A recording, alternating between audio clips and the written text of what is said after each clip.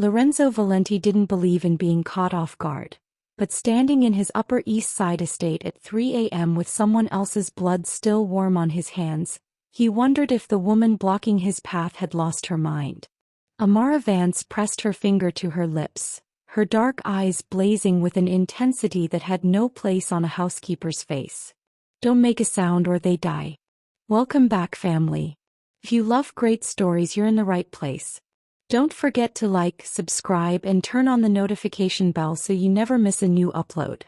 Let's jump right into today's story. In Lorenzo's world, people didn't give him orders.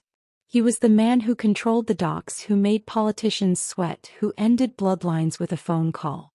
His skin was pale as winter marble, his movements calculated as a surgeon's blade. Yet something in Amara's expression, terror mixed with absolute conviction, made him go still as death. "What the hell is happening in my house?" His voice came out like frost cracking underfoot. Amara grabbed his wrist with surprising strength, her brown fingers wrapping around his pale skin as she pulled him toward the shadows near the grand staircase. Her uniform was wrinkled, her hair escaping its usual neat bun. This woman who was always invisible, always perfect, always nowhere. "If you go in there now, it'll only get worse for them." His sons, Leo and Nico, 7 and 5 years old, should have been asleep 3 hours ago. Lorenzo had spent the evening restructuring a partnership at the harbor, the kind of meeting that left 3 men missing and 1 message sent. He'd come home ahead of schedule, carrying guilt heavier than the Beretta beneath his jacket. From somewhere deeper in the estate he heard it. A child's whimper. Not asleep. Not safe. Not right. Amara's hand clamped over his mouth, her palm warm against his cold lips. "She'll hear you. Trust me." 90 seconds. No one touched Lorenzo Valenti. Not his soldiers, not his rivals. Not even Sloane, his fiancée, who preferred "darling" to his actual name. But Amara said it like a command from God himself. "Lorenzo." They moved through his own home like ghosts. He knew every corner of this glass-walled fortress, every security blind spot, every exit route. But Amara moved with different knowledge. The knowledge of someone who'd been watching, planning, surviving in the spaces between his awareness. As they approached the nursery wing, Amara positioned him behind the marble column near the gallery. Then she pointed through the half-open door, her hand trembling. Lorenzo saw his son Leo kneeling on the Persian rug, small shoulders rigid as a soldier's. Nico stood beside him, hands clasped like a prisoner awaiting execution. And towering over them both, pacing in Louboutin heels and a silk robe that cost more than Amara's yearly salary, was Sloane Whitberry, his fiancée, the daughter of the Whitberry Empire, the woman whose elegance had dazzled New York society. "You think tears will fix anything, Nico?" Sloane's voice sliced through the air like a scalpel. "Your father isn't here. He's never here. And when he is, he's too distracted by his little empire to notice what's necessary." Lorenzo's vision tunneled. His hand moved toward the weapon at his ribs. "Weak children become liabilities." Sloane continued, crouching to Nico's eye level with predatory grace. "In my family, we eliminate liabilities before they become expensive mistakes. Be grateful. I'm teaching you survival." She tilted Nico's chin up with one manicured finger. "Tell me what you are." Nico's tiny voice, broken and hollow. "A mistake." The word detonated in Lorenzo's chest. If you're listening to this and feel that the story touches something raw and true inside you, take a moment to subscribe to our channel, like and share this video so we can continue bringing stories that matter every single day. And if it's not too much to ask, tell us where you're watching from. Leave a comment below so we know which corner of the world this story has reached, because we treasure every word you share with us. Lorenzo lunged forward. The killer's instinct that had kept him alive for 20 years surged through his veins like liquid nitrogen. He would end Sloane Whitberry tonight. No trial, no mercy, no witnesses. But Amara stopped him with impossible strength. She pressed her entire body against his, forcing him back against the marble column, her breath hot against his ear. Not yet, she whispered, her voice cutting through his rage like a blade through silk. If you go in there now, she'll spin it. You'll become the unstable mobster threatening his innocent fiancé. She'll threaten to leave and the Whitberry alliance will collapse. Every family you've kept at bay will smell blood in the water. You know this game. Lorenzo knew. He knew it with brutal clarity. The engagement to Sloane was never romance. It was a merger, a truce between the old money Whitburys and the new power Valentis. But his child, his son, was kneeling on that floor calling himself a mistake. Amara pulled a phone from her uniform pocket, the screen illuminating her face in the darkness. You need to see this before you do anything. She pressed play. The video appeared, filmed from above, perhaps from a camera hidden in the chandelier or air vent. Lorenzo recognized his own nursery. He recognized Leo, his eldest son, being dragged by the arm across the hardwood floor by Sloane. The boy made no sound. No crying. No protest. Only jaw clenched in silent endurance, like a small soldier who'd learned that screaming only made it worse. The next video, Nico sat in the corner of the playroom, tears streaming down his round cheeks. Sloane walked over with deliberate slowness and without warning, backhanded the 5-year-old across the face. The slap echoed like a gunshot. Nico's head snapped to the side, but he didn't cry out loud. Then Sloane's voice, captured in crystal clarity, cold enough to freeze blood. Your mother was weak too. That's why she left you both behind. The screen went dark. Lorenzo realized his hands were trembling. Not from fear. They trembled from the volcanic rage building inside his chest, the kind that had once leveled entire organizations. His hand moved instinctively to the Beretta holstered at his ribs, fingers wrapping around the grip with the muscle memory of 1,000 kills. Amara placed her hand on his arm, not to restrain him but to anchor his attention. 14 recordings like this, she said, her voice steady as a war correspondent's. For months I've been watching. She only does it when you're away. Only when you're at the docks, at those late-night territorial meetings, at all the places where your empire needs you more than your sons do. For months. The words hung in the air between them like a death sentence. Lorenzo Valenti, the man who knew everything happening in his territory, had been blind in his own home. And the invisible black woman in the maid's uniform, the one he'd never truly looked at, had been the only one protecting his children from the monster he'd invited into their lives. Lorenzo Valenti's shoes made no sound on the marble as he entered his estate at 3:17 a.m. The silence was intentional, Italian leather soles, custom-made for men who needed to move like ghosts. His hands still carried the copper smell of someone else's blood, dried now beneath his platinum cufflinks. The meeting at Pier 19 had gone exactly as planned, which meant 3 men wouldn't see sunrise and the Longshoremen's Union would fall in line by Monday. He expected the house to be dark.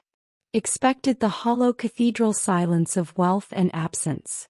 Expected to pour himself 4 fingers of bourbon, shower away the evening's work, and slip into bed beside Sloane without waking her. Instead he found Amara Vance standing in the center of the gallery like a sentinel guarding a tomb. She shouldn't have been there. The staff quarters were on the opposite wing and her shift ended at 8 p.m. Yet there she stood in her black uniform and white apron, her posture rigid as a soldier's, her eyes burning with something Lorenzo had never seen in 4 years of employment. Not fear of him. Fear for something. Mr. Valenti. Her voice cut through the darkness, low and urgent.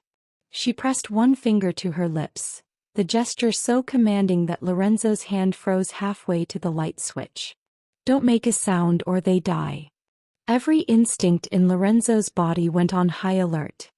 His right hand moved toward the Beretta beneath his jacket, his mind already calculating trajectories, exit routes, threat assessments. In his world, unexpected encounters at 3 a.m. usually ended with someone bleeding out on expensive tile. But Amara didn't move like a threat. She moved like a woman holding back an avalanche with her bare hands. What the hell is happening in my house? The question came out deadly quiet, the tone he used before men started begging. Amara closed the distance between them in 3 swift steps, her brown fingers wrapping around his pale wrist with surprising strength. She pulled him into the shadows near the grand staircase, away from the sight lines to the upper floor. Her uniform was wrinkled, her hair escaping its usual neat bun. This woman who'd been invisible for years, who made his espresso and folded his newspapers and existed in the peripheral spaces of his awareness, now held him in place with the grip of someone who'd made a choice she couldn't unmake. "If you go up there now," she whispered, her breath warm against his ear, "it'll only get worse for them." The word landed like a blade between his ribs. Leo and Nico. His sons. Lorenzo's vision sharpened. From somewhere above he heard it, a sound so faint he might have missed it if Amara hadn't made him stop, made him listen. A child's whimper, quickly silenced. Not the sound of nightmare or illness. The sound of fear trying desperately to stay quiet. He moved toward the stairs. Amara's hand clamped over his mouth, her palm pressing against his cold lips with enough force to stop him mid-stride. The audacity of it should have earned her a broken wrist. No one touched Lorenzo Valenti. No one gave him orders. But something in her eyes, that mixture of terror and absolute conviction, made him go still. "She'll hear you," Amara breathed against his hand. "Trust me. 90 seconds. Just 90 seconds and you'll understand everything." She pulled the phone from her apron pocket, the screen's glow illuminating her face in the darkness. Her hands trembled as she unlocked it, scrolled through a folder labeled only with a date and pressed play on the first video. The image appeared grainy, shot from above. Lorenzo recognized his own nursery, the hand-painted murals of sailboats, the custom furniture from Milan, the Persian rug that cost more than most people earned in a year. He recognized Leo, his 7-year-old son, kneeling on that rug with his hands clasped behind his back like a prisoner. And he recognized the woman pacing before him in silken heels, her posture elegant, her voice like cut glass. Sloane. His fiancée. The woman he'd chosen to be his son's stepmother. "Crying is weakness, Leo," Sloane said on the video, her tone clinical. "And weakness is something I will not tolerate in this family. Do you understand?" Leo nodded, his small jaw clenched. "Say it." "I understand." The boy's voice was hollow, mechanical. "Now tell me what happens to weak things in this world." Silence. Sloane crouched down, her face level with Leo's. "Tell me, or your brother takes your punishment." Lorenzo watched his son's face crumple for just a moment before the boy steadied himself. "They get eliminated." "Good boy." The video ended. Lorenzo's hand moved to his weapon. Amara caught his wrist, her grip iron hard. "There are 13 more," she said quietly. "And they get worse." Amara led him through the shadows to a room he'd never noticed before. A converted linen closet on the 2nd floor with a clear sight line to the nursery. She transformed it into something between a command center and a confessional. A laptop sat open on a makeshift desk of stacked storage boxes, multiple video feeds playing in silence. Lorenzo recognized every angle. The nursery, the playroom, the twins' bathroom, even the hallway outside their bedrooms. "How long have you been watching?" His voice came out hoarse. 4 months and 6 days. Amara's answer was precise, the precision of someone who'd counted every hour. "Since the night I heard Nico screaming and Sloane told the night nurse it was just nightmares." But his scream stopped too suddenly. Children don't stop mid-scream unless someone makes them. She clicked to the next video, dated 3 weeks ago. The timestamp read 11:47 p.m., one of Lorenzo's late nights at the harbor, negotiating territory with the Russian syndicate. On screen, Sloane entered the twins' bedroom in a silk robe, her blonde hair perfect even at midnight. She woke Nico gently, almost tenderly, and led him to the bathroom. Lorenzo watched her close the door. Watched her turn on the shower. Watched her make his 5-year-old son stand under ice-cold water for 7 minutes while she sat on the counter, checking her phone, occasionally glancing up to ensure he hadn't moved. Cold water doesn't leave marks, Amara said quietly. And it teaches them to endure discomfort in silence. That's what she told him. I have the audio. When Sloane finally turned off the water, Nico was shaking so violently he could barely stand. She wrapped him in a towel with mechanical efficiency, dried his hair and walked him back to bed. Then she kissed his forehead like a loving mother and whispered something Lorenzo couldn't hear on the video. Amara turned up the volume on her laptop. Sloane's voice came through crystal clear. If you tell your father, I'll do the same thing to Leo but longer. Do you want that? Nico shook his head, water still dripping from his hair onto the pillow. Good boy. Now sleep. The next video was worse. Leo caught drawing on his bedroom wall with crayons. A child's rebellion, the kind that deserved a talking to and perhaps loss of privileges. But Sloane's punishment was surgical. She made him hold his arms straight out for 20 minutes, a box of his favorite toys balanced on each palm. When his arms began to tremble, she added time. When he cried, she added more. Weakness is a choice, Leo, her voice floated through the speakers. Your father built an empire by refusing to be weak. Do you think he'd be proud of you right now? Lorenzo felt something crack inside his chest. He'd said those exact words to his sons before. Weakness is a choice. He'd meant it as motivation, as a lesson about resilience in a brutal world. But hearing Sloane weaponize his own philosophy, twisted into a torture device, he understood now what he'd done. He'd given a predator the instruction manual for breaking his children. Amara queued up another video, but Lorenzo grabbed her wrist. Stop. I don't. He couldn't finish. Didn't want to see more. Couldn't bear to see more. You need to see this one, Amara said, her voice gentle but unyielding. Because this is when I knew she wasn't just cruel. She's calculated. The video showed Sloane in Lorenzo's study, the room he declared off-limits to everyone except his attorney and his accountant. She sat at his desk, his laptop open before her, scrolling through files with the ease of someone who'd done this many times before. She photographed documents with her phone, shipping manifests, financial records, names of his offshore accounts. Then she opened his safe using a combination she shouldn't have known, removed a ledger, and spent 40 minutes photographing every page. When she finished, she returned everything exactly as it had been, closed the laptop, and left the study as silently as she'd entered. The timestamp showed 2:34 a.m., the night of Lorenzo's cousin's wedding, when he'd been 3 hours away in Atlantic City. She's not just abusing your sons, Amara said, meeting his eyes in the darkness. She's stealing your empire. Every night you're gone, she's in that study. I tracked her. She meets with someone in a black Mercedes every Thursday at the Botanical Gardens. Same man always.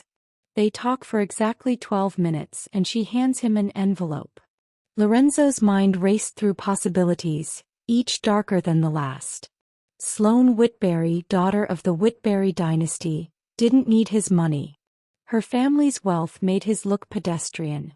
But she needed something from him, something worth 4 months of methodical torture and surveillance. The children, he said slowly, pieces clicking into place. She's using them as leverage. They're broken, compliant, traumatized. They won't question anything when you're gone, Amara finished. And you'll be gone soon, Mr. Valenti. That's what she's planning. I just haven't figured out how yet. Lorenzo looked at the screen, at the frozen image of Sloane's perfect smile as she closed his safe. The woman he'd chosen for her elegance, her pedigree, her social grace. The woman who looked flawless beside him at galas and fundraisers. The woman the tabloids called New York's new power couple. His perfect life had always been glass. Beautiful, pristine, and completely transparent to anyone willing to look closely. He'd just been too blind to see through it. Lorenzo turned away from the screen, his mind calculating angles, strategies, eliminations. He could end Sloane tonight. Make it clean. Stage it as an accident. The Whitberry family would mourn publicly and plot revenge privately, But he'd survived family wars before. He'd survived worse then.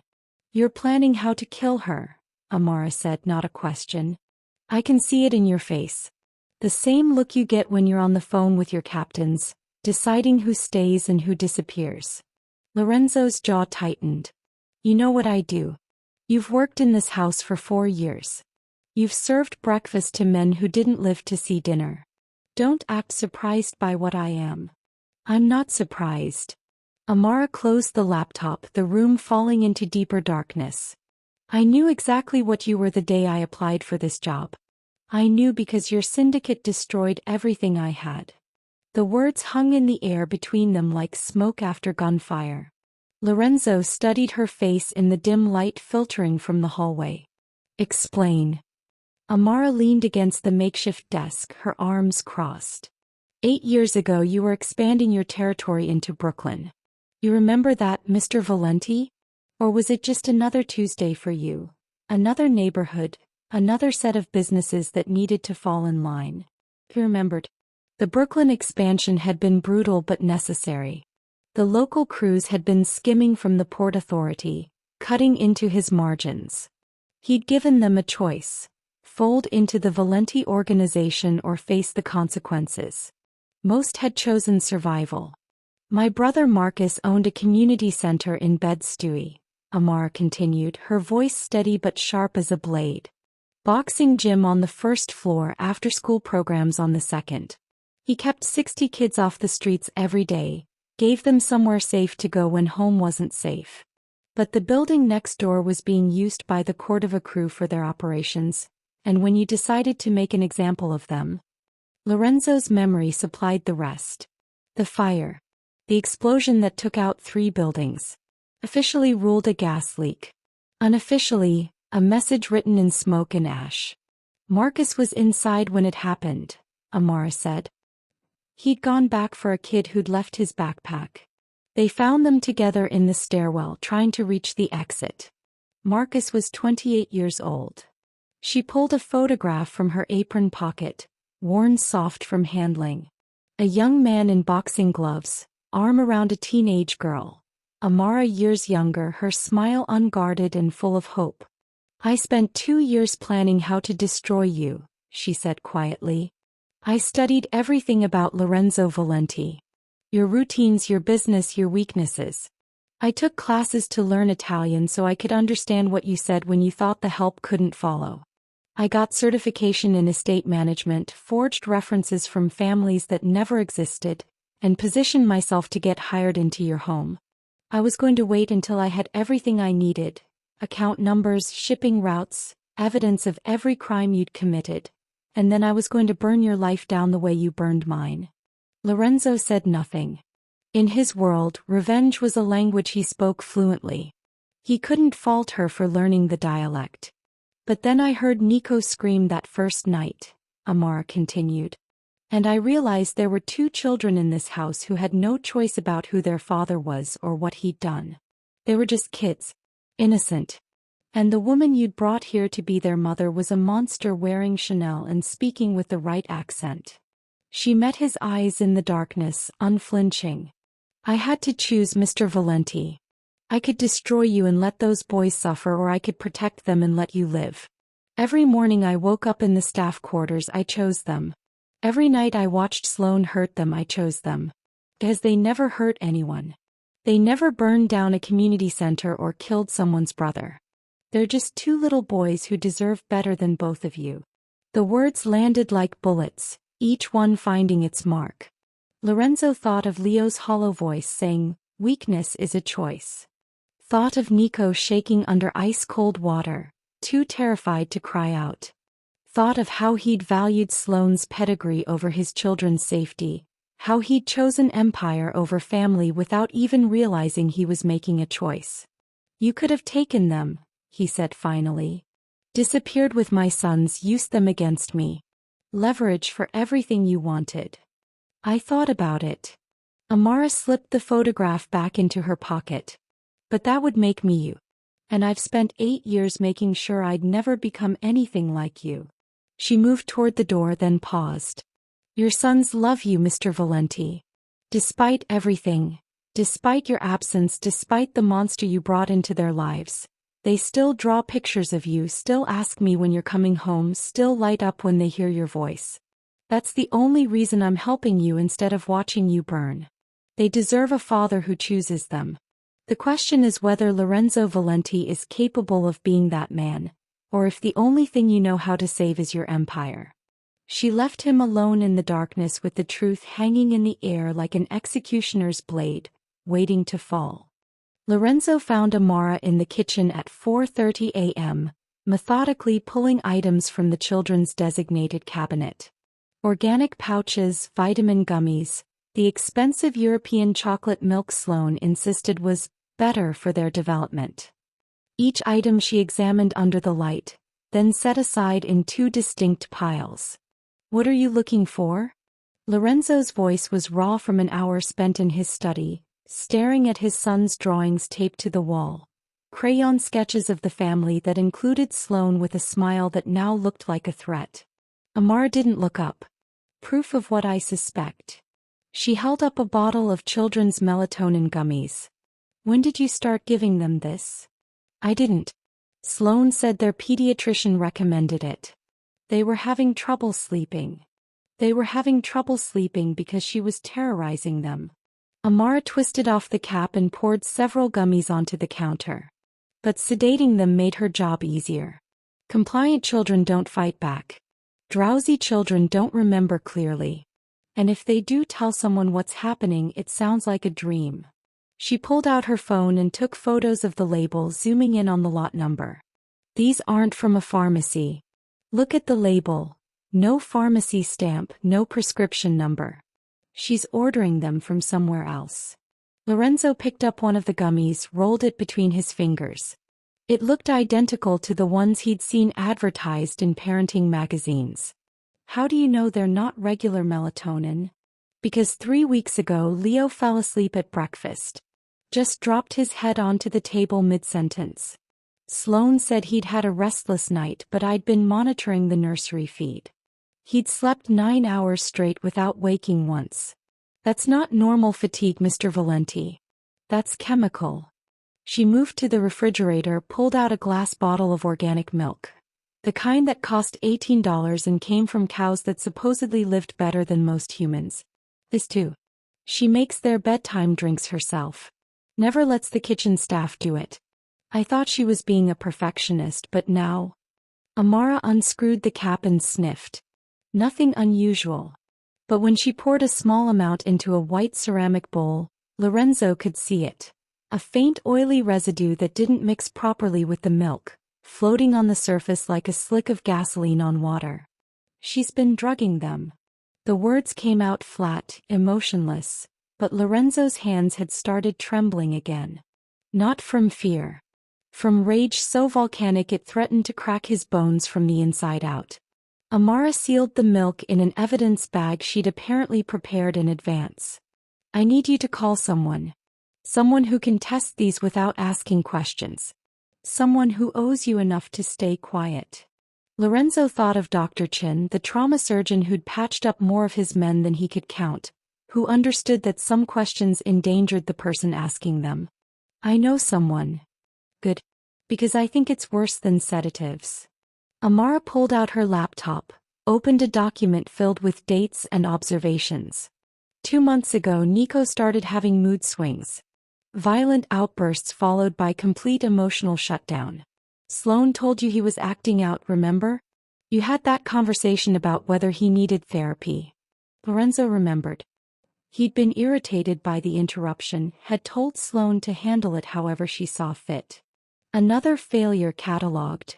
Another moment he'd chosen convenience over attention. "Those weren't behavioral problems," Amar continued.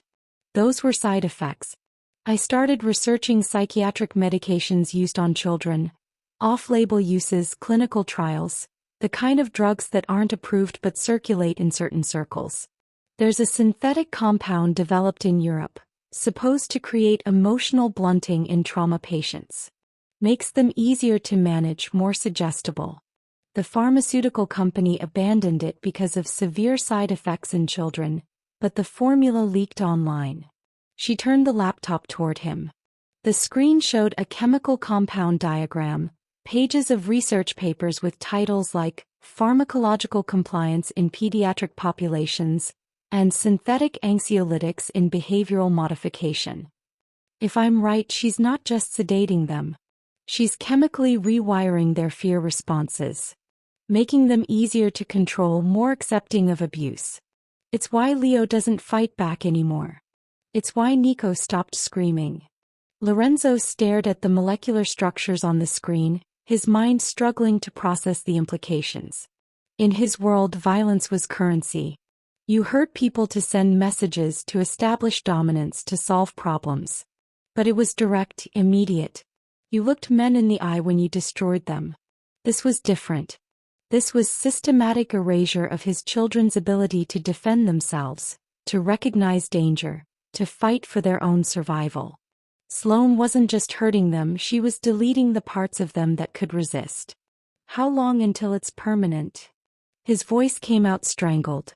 Amara's silence was answer enough. We get the tests done tonight, Lorenzo said, pulling out his phone. And then we find out exactly what she's been giving them. All of it. Every chemical, every dosage, every goddamn molecule. He dialed Dr. Chin, the call connecting after 2 rings. While he talked in rapid Italian, explaining what he needed without explaining why, Amara continued her inventory of the kitchen, pulling items that looked innocent but might be weapons disguised as nutrition. When Lorenzo ended the call, he found Amara holding a box of the twins' favorite cookies, the ones Sloane always gave them after their lessons. These too, he asked. These especially, Amara said, her voice hollow. Rewards are the best delivery system. They eat them willingly, even eagerly. Pavlovian compliance wrapped in chocolate chips. Lorenzo took the box from her hands and crushed it, the cookies inside crumbling to powder. It was a small, useless gesture of rage against a machine designed to destroy his children 1 dose at a time. But it was all he could do while waiting for the chemical proof that would confirm what he already knew. He'd invited a monster into his home and she'd been poisoning his sons with his blessing. Morning light filtered through the glass walls of the dining room, turning everything crystalline and exposed. Lorenzo sat at the head of the table in his usual position, coffee cooling in front of him, watching Sloane arrange fresh flowers in the centerpiece with the precision of a surgeon placing instruments on a tray. "You're home early," she said without looking up, her tone carrying the mild surprise of someone commenting on weather. "I thought you had meetings through the weekend." Plans changed. Lorenzo kept his voice neutral, the same flat tone he used during negotiations. Every muscle in his body wanted to reach across the table and end her. Instead, he sipped coffee that tasted like ash. Sloane smiled, that perfect socialite curve of lips that had charmed senators and crime lords alike. "Well, I'm delighted. The boys will be thrilled to have breakfast with you. They miss you terribly when you're away." Right on cue, Amara appeared with Leo and Nico, both boys freshly dressed in matching outfits Sloane had selected, little gentlemen in miniature with slicked hair and pressed collars. Leo's eyes found Lorenzo immediately, a flash of hope quickly suppressed. Nico kept his gaze on the floor. "Good morning, Daddy," they said in unison, the greeting rehearsed and hollow. "Morning, boys." Lorenzo forced warmth into his voice, watching them take their seats. Leo moved stiffly like someone much older. Nico's hands trembled slightly as he reached for his napkin. These weren't the same children from 6 months ago, the ones who'd climbed on his shoulders and begged for stories. These were ghosts wearing his sons' faces. Sloane took her seat across from Lorenzo, her posture immaculate. "Amara, the boys will have their usual, please. And make sure the milk is properly warmed. We discussed this yesterday." Amara's eyes met Lorenzo's for a fraction of a second. The milk. The chemical delivery system hidden in organic glass bottles and maternal concern. "Actually," Lorenzo interrupted smoothly, "I'd like to make breakfast for my sons this morning. I've been away too much. Let me do something for them." The request hung in the air like a grenade with the pin pulled. Sloane's smile never wavered, but something predatory flickered behind her eyes. That's sweet, darling, but the boys are on a very specific nutritional plan. Their pediatrician was quite insistent about consistency. I'm sure one morning won't derail months of good habits. Lorenzo stood, moving toward the kitchen. Besides, I want to. Daddy, it's okay, Leo said quickly, his voice tight with something that sounded like panic. We like our regular breakfast. Lorenzo stopped, turned back to his son. The boy's face was carefully blank, but his small hands were gripping the edge of the table hard enough to turn his knuckles white. This was fear. Leo was afraid of what would happen if the routine was disrupted. Your father's right, Leo. Sloane's voice cut through the tension like a blade wrapped in velvet. We should be flexible. Though I do worry about upsetting your stomach, sweetheart. You remember what happened last time your diet changed? You were sick for days. The threat was coded but clear. Deviate from the script, and there would be consequences measured in pain and suffering. Lorenzo sat back down. He couldn't push, not yet. Not until Amar had gotten the boys out safely. Every instinct in him screamed to flip this table, to expose Sloane in front of his children, to end this charade with the violence it deserved. But Amar's words echoed in his head. If you move now, she'll twist it. You'll lose them forever. You're right, he said, each word costing him. I don't want to make them sick. Amara, proceed as usual. Triumph flashed across Sloane's face, quickly masked. You're such a wonderful father, Ren. Always putting their well-being first. Amara brought the food, organic oatmeal, fresh berries, and 2 glasses of milk that Lorenzo now knew were weapons disguised as nutrition. She set everything down with careful precision, then refilled Lorenzo's coffee. As she leaned close, her voice dropped to barely a whisper. Tonight. Be ready. Lorenzo watched his sons eat their poisoned breakfast. Watched Sloane cut Nico's oatmeal into precise squares, her movements tender and maternal. Watched Leo force down each spoonful with mechanical obedience. The domestic scene was perfect. A family at breakfast, light streaming through glass walls, everything beautiful and wrong. I have a wonderful idea, Sloane announced, dabbing her lips with a linen napkin. Since you're home, we should take the boys to the park this afternoon. As a family. We could have a picnic, let them play. They've been cooped up inside too much lately. The suggestion was a test, Lorenzo realized. She was checking whether he suspected anything, whether his sudden presence at breakfast was coincidence or threat. If he agreed too quickly, she'd know. If he refused without reason, she'd know. I'd love that, he lied smoothly, but I have some calls I can't reschedule. Maybe tomorrow. Of course. Business always comes first. Her tone was understanding, but her eyes were calculating, measuring, assessing threat levels. They finished breakfast in stilted conversation. Sloane discussing the boys' upcoming piano recital, Lorenzo providing minimal responses, the children silent except when directly addressed. When Amar finally cleared the plates, Lorenzo watched her take the glasses of milk away. Evidence that would soon confirm what he already knew with moral certainty. As Sloane stood to leave, she paused behind Lorenzo's chair, her hand resting on his shoulder with the weight of a collar. I'm so glad you're home, darling. The boys need their father. They need someone strong to look up to. She leaned down, her breath warm against his ear. Someone who won't let them become weak. Then she was gone, heels clicking on marble, leaving Lorenzo at the table with the ghost of her touch burning through his shirt like a brand. He'd sat across from rival bosses planning his assassination. He'd negotiated with men who'd tortured his soldiers. But he'd never felt more like a prisoner than he did in this moment, trapped in his own home by the need to appear oblivious while his children slowly dissolved under chemical manipulation. Amara appeared in the doorway, her expression grim. In her hand she held her phone, a text message from Dr. Chen visible on the screen. Lorenzo didn't need to read it to understand. The chemical trail had just become a highway, and at the end of it was proof that would change everything. The war at the table was over. The real war was about to begin. Lorenzo stood in his study at midnight, surrounded by the architecture of his empire. Ledgers lined the shelves, 20 years of carefully documented power, coded in columns that tracked shipping routes, protection payments, territorial agreements. On his desk sat 3 burner phones, each one a direct line to a different pillar of his organization. In his hands he held a glass of bourbon he hadn't touched. Outside the door he could hear Sloane on the phone with her father, her laughter floating through the hallway like poison gas. She thought she was dismantling him from the inside. She had no idea he was about to burn it all down himself. Amara entered without knocking, closing the door with the quiet certainty of someone who'd already crossed every boundary that mattered. "The boys are asleep. Actually asleep. I switched their milk tonight. They'll be clear-headed for the first time in months by morning." Lorenzo nodded. Dr. Chen's report had been clinical and devastating.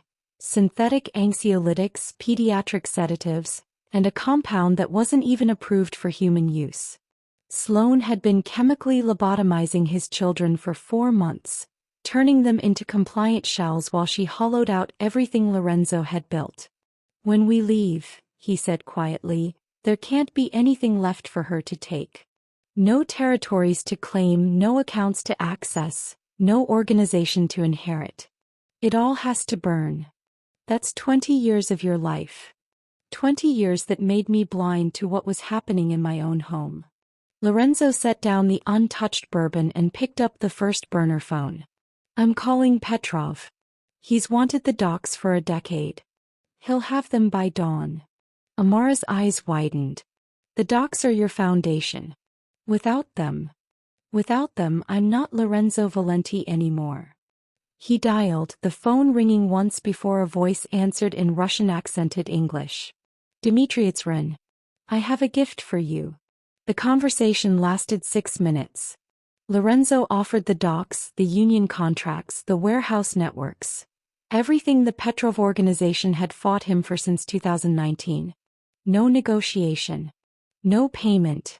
Just a simple transfer of power effective immediately.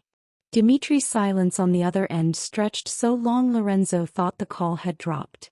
"What's the price?" Dimitri finally asked, his voice suspicious. "The price is you take it tonight and you don't ask questions.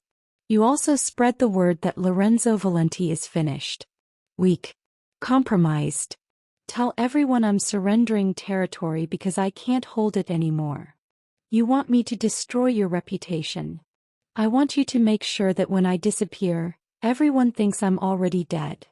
Lorenzo ended the call and immediately dialed the second phone.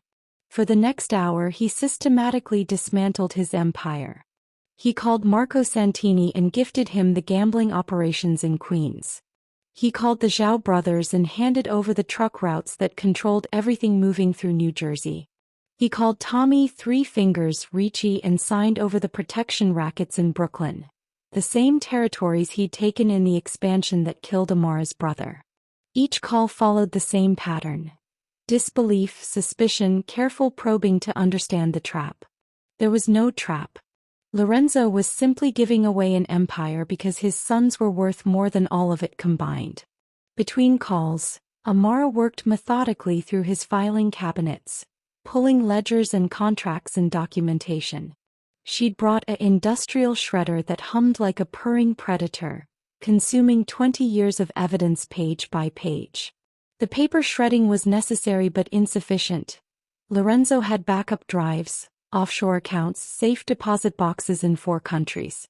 "The digital records," Amara said, feeding another ledger into the shredder. "You have everything backed up. Multiple locations." Lorenzo pulled a laptop from his safe, the one that contained access codes to every account he'd ever opened. "I have an associate in Singapore who specializes in making digital footprints disappear. He's expensive and doesn't ask questions. By tomorrow afternoon, Lorenzo Valenti will be financially invisible. Sloane will know something's wrong. When your territories start changing hands, let her know." Lorenzo opened the laptop, his fingers moving across the keys with brutal efficiency. "By the time she realizes what I'm doing, we'll be gone. And she'll spend the rest of her life wondering if I discovered her plan or if I really was just a man who lost everything. He sent the email to Singapore, then systematically deleted every file on the laptop. Not just deleted, multiple overwrites, military-grade data destruction. When he finished, the computer was a hollow shell containing nothing but factory settings. The third phone buzzed. A text from his attorney. "Are you sure about this? There's no coming back." Lorenzo typed his response. "I know. Execute everything we discussed. You have 48 hours. The message sent, and he removed the phone's battery, dropped both pieces in his bourbon glass, and watched the electronics fizzle and die. "The house," Amara said quietly. "You're keeping the house?" "The house is in Sloane's name. Wedding gift from her father." Lorenzo smiled without humor. "They can have it. Let them stand in these glass walls and realize everything they thought they were stealing disappeared before they could close their fingers around it." He moved to the fireplace, where Amara had already arranged kindling and newspaper. Together they began feeding documents into the flames. Contracts signed in blood and ink, photographs of men who'd betrayed him, ledgers that could send 100 people to prison. Each page curled and blackened, 20 years of power converting to smoke and ash. "Do you regret it?" Amara asked, watching his face in the firelight. Lorenzo thought of Leo's hollow voice, of Nico shaking under ice-cold water, of 2 little boys who'd been slowly poisoned while he'd been busy building something that didn't matter. "I regret that it took me this long to understand what I was trading them for." The last ledger burned. The last phone died. The last connection to Lorenzo Valenti's empire dissolved into nothing. In the morning, when the families woke up to discover their territories had shifted overnight, chaos would erupt. Rivals would scramble. Alliances would shatter. And in the confusion, a man and his sons would disappear. Sloane's heels clicked past the study door and Lorenzo felt nothing. No rage, no revenge fantasy, no desire to make her pay. She'd already lost. She just didn't know it yet. By dawn, the Dawn would be dead. And a man named Lawrence would begin learning how to be a father. The Metropolitan Opera House glittered like a jewel box filled with predators. Lorenzo moved through the charity gala in his custom tuxedo, champagne in hand, playing the role he'd perfected over 2 decades. The civilized monster, the businessman whose money came from sources nobody mentioned in polite company. Sloane walked beside him in crimson silk, her hand possessive on his arm, her smile radiant for the cameras that tracked New York's elite like surveillance drones. She had no idea that 3 blocks away, Amara was loading his sons into a commercial laundry truck. "You seem distracted, darling," Sloane murmured, her lips close to his ear. "Is everything all right?" "Just tired. The territorial transitions have been complicated." Lorenzo sipped champagne that tasted like nothing. He'd given up sensation 2 days ago when he'd decided to give up everything else. "You've been making interesting business decisions lately." Her tone was casual, but her fingers tightened on his arm. "Daddy mentioned that Petrov now controls the docks. He was surprised you'd concede such valuable territory. Sometimes concession is strategy." Lorenzo caught sight of Richard Whitberry across the room, Sloane's father, a man whose family had been trafficking in human suffering since before the Civil War. Old money built on old sins, now trying to absorb Lorenzo's newer empire. "Speaking of your father, he's been watching us for the past 10 minutes. He wants to speak with you. Privately." Sloane's voice carried an edge now, the velvet glove starting to show the iron beneath. "He has concerns. Then let's not keep him waiting." They crossed the marble floor, passing women in diamonds and men in power, everyone performing their assigned role in the theater of wealth. Richard Whitberry stood near the balcony doors, a glass of scotch in his weathered hand, his silver hair immaculate, his eyes the same cold blue as his daughter's. "Lorenzo, walk with me." It wasn't a request. They stepped onto the balcony overlooking Lincoln Center. The city spread below them like a circuit board of light and shadow. Sloane remained inside, watching through the glass like a scientist observing an experiment. "You're dismantling your organization," Richard said without preamble. "Giving away territories, liquidating assets, cutting ties with associates you've worked with for years. My sources tell me you're either preparing for war or preparing to disappear." Lorenzo leaned against the balustrade, his posture relaxed. "Maybe I'm just tired of the life. 20 years is a long time to carry blood on your hands. Men like you don't retire, Lorenzo. Men like you die or they're killed. There's no third option." Richard finished his scotch, set the glass on the stone railing. "My daughter tells me you've been acting strange. Coming home unexpectedly. Asking questions about the boys' routines. Spending time in your study burning things." So Sloane had been reporting back. Lorenzo filed that away. Another confirmation of what Amara had suspected. This wasn't just about stealing his empire. It was a coordinated extraction by the entire Whitberry family. "I've been settling accounts," Lorenzo said carefully. "Making sure everything is in order." "For what?" "For whatever comes next." Richard stepped closer, his voice dropping to the register men used before violence began. "Let me be clear about something. The engagement between you and my daughter represents a merger of considerable value. The Whitberry family has invested significant resources in this arrangement. If you're planning to disrupt that investment, there will be consequences." "What kind of consequences?" "The kind that involve your sons." Richard smiled, and Lorenzo saw where Sloane had learned that particular expression. Affection as threat, care as weapon. "They're lovely boys. Well behaved. It would be unfortunate if anything were to happen to them because their father made poor decisions." Lorenzo's hand moved toward the beretta under his jacket, pure instinct. Richard caught the motion and laughed, a sound like breaking glass. "You won't shoot me on a balcony at the opera, Lorenzo. You're not that stupid.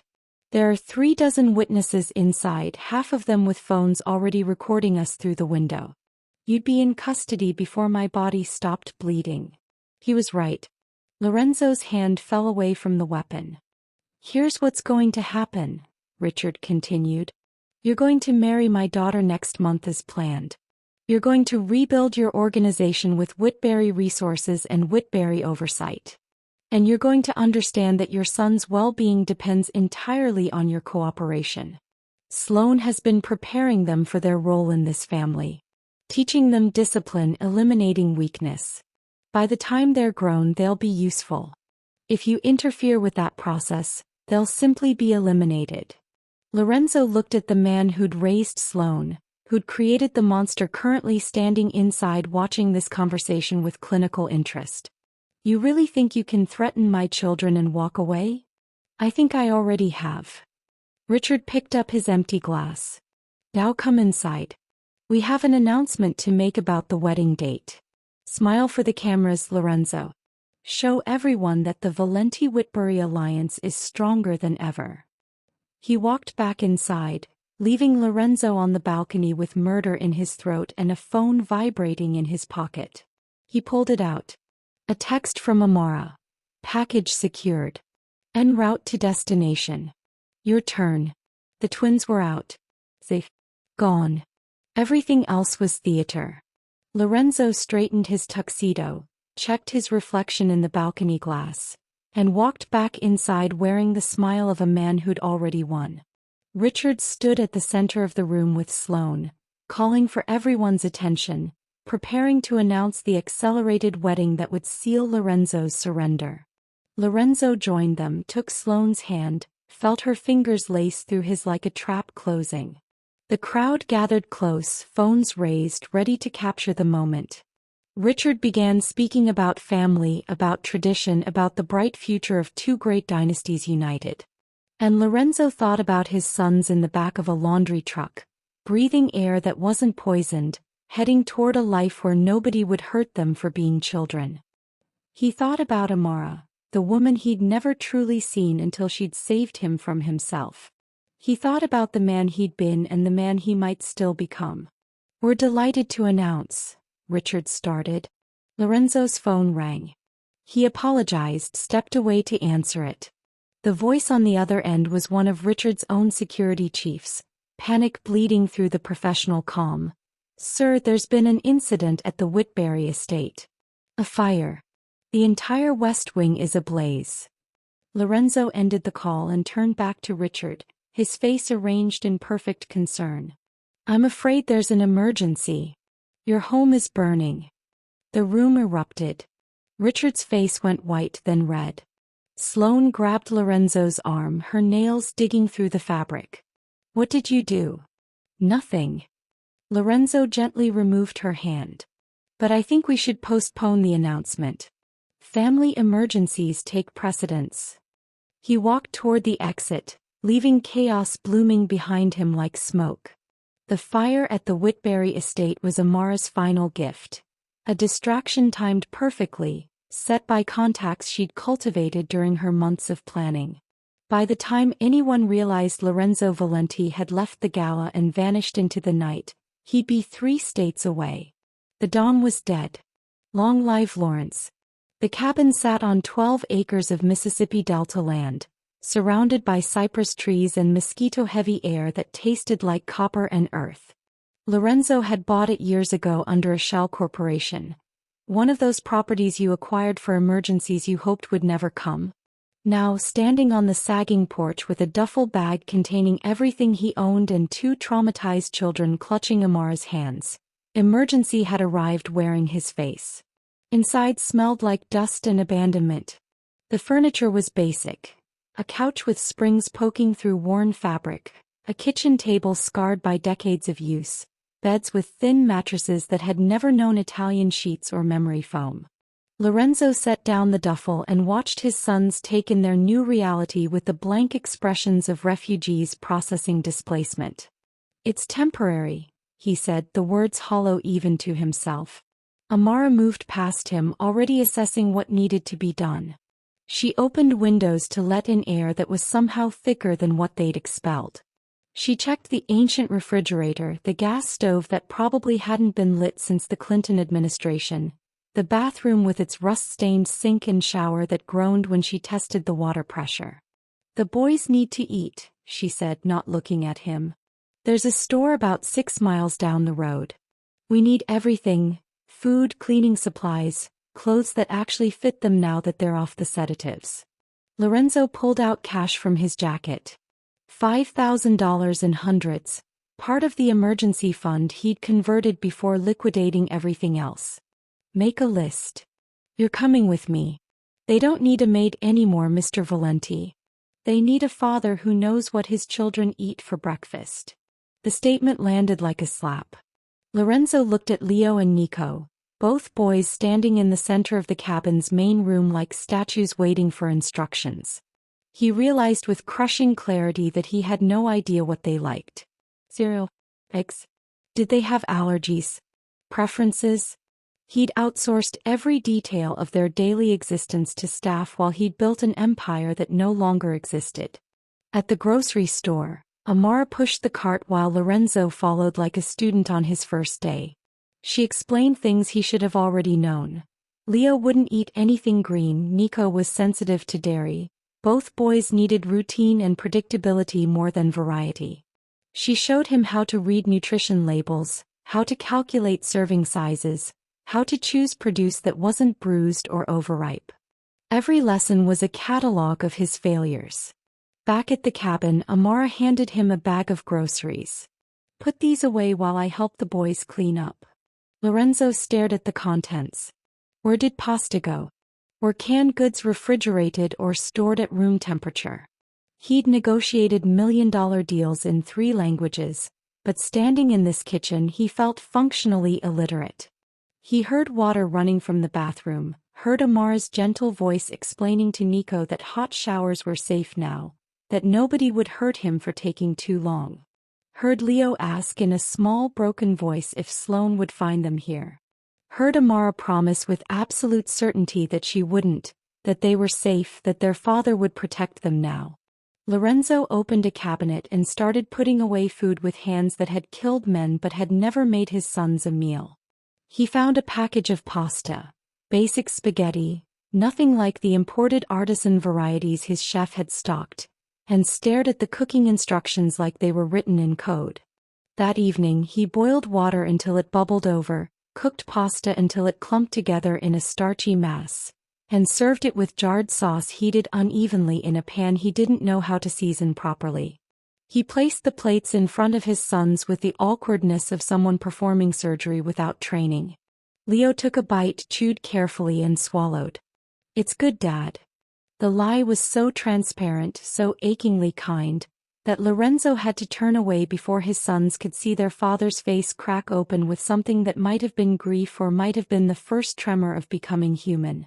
5 years later, the man who used to be Lorenzo Valenti stood in a garden that didn't exist when they'd arrived, watching his sons teach neighborhood kids how to build a compost bin from salvaged pallets.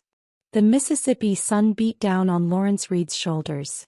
That was his name now, according to documents so thoroughly forged even he sometimes believed them, and sweat soaked through the cotton shirt he'd learned to wash himself. Leo was 12 now, tall and gangly, his hands dirty from real soil instead of the sanitized playground mulch of his previous life.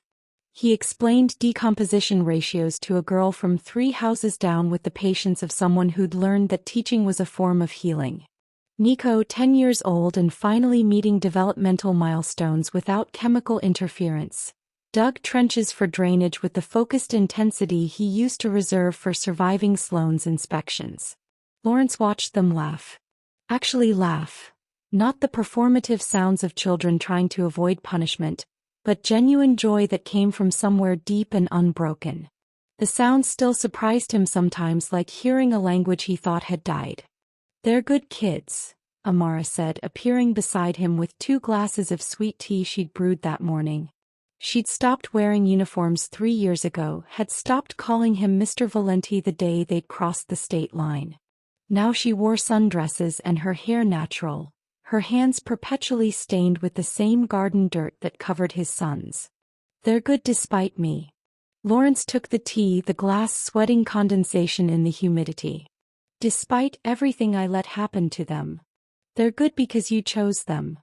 Amara sipped her tea, watching the children work. "You gave up an empire. That matters. I built the empire in the first place. That matters more." He'd had this argument with himself for 5 years, usually at 3 a.m. when old instincts woke him and he'd walk the property perimeter checking for threats that weren't coming. The Whitburys had looked for him initially, half-heartedly, more concerned with salvaging their reputation after their carefully planned merger dissolved into smoke and fire. Eventually the search had stopped. Dead men weren't worth the resources. In the garden, Nico called out for help lifting a wooden beam.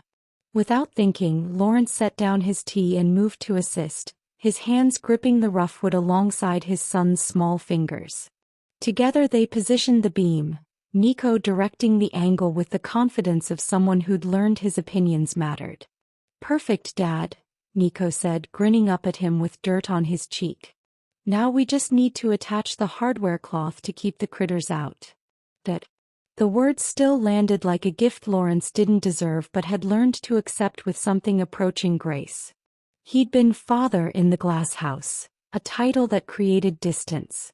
Dad was intimate, earned through 5 years of bad cooking and patient homework help and learning that protection wasn't the same thing as control. They worked together as the afternoon stretched into evening, building something functional from discarded materials. Leo taught the neighborhood kids about carbon-to-nitrogen ratios. Nico demonstrated proper layering techniques. Lawrence followed his son's instructions, taking orders from children who'd once been too terrified to speak unless spoken to. Later, after the neighborhood kids had gone home and the boys were inside showering off the day's honest dirt, Lawrence found Amara on the porch, watching fireflies blink in the growing darkness. "I never thanked you," he said quietly. "Not properly. You saved them. You saved me." Amara turned to him, her eyes reflecting the last light of day. "I didn't save you, Lawrence. I gave you a choice. Everything after that was you deciding what kind of man you wanted to be." She went inside, leaving him alone with the fireflies and the sound of his sons laughing in the bathroom, arguing over whose turn it was to pick the movie. The garden stretched before him, built from nothing, over 5 years of learning that growth required destruction first. He'd burned down Lorenzo Valenti to make room for Lawrence Reed, had destroyed an empire to build a family. From inside, Leo called out, "Dad, we're ready." Lawrence smiled in the darkness and went home to his children. If this story moved you, if it reminded you that redemption is possible, that love sometimes comes from the most unexpected places, or that choosing your children over everything else is the only empire worth building, then we need you to do something for us right now. Hit that subscribe button. Not tomorrow, not later, right now, while this story is still burning in your chest. We bring you stories like this every single day, stories that challenge you, that make you feel deeply, that remind you what it means to be human in a world that often forgets. And before you go, drop a comment below. Tell us where you're watching from. Tell us if you've ever had to make an impossible choice. Tell us if someone unexpected saved you when you needed it most. Your words matter to us. Every single comment is read, every story shared becomes part of our community. Subscribe, comment, share this with someone who needs to hear that it's never too late to choose differently. Because stories like Lorenzo and Amara's don't just entertain, they transform. And we're just getting started. Don't forget to subscribe and turn on notifications so you never miss a story that could change how you see the world.